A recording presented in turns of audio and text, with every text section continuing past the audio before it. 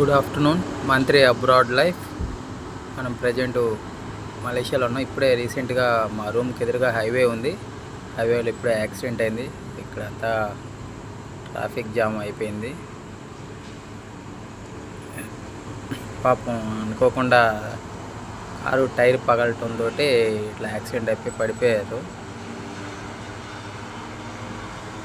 చాలా బాధ అనిపిస్తుంది.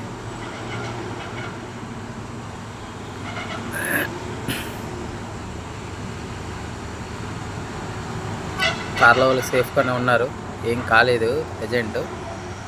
ఓకే, పక్కన అందరూ ఆపి తీస్తున్నారు.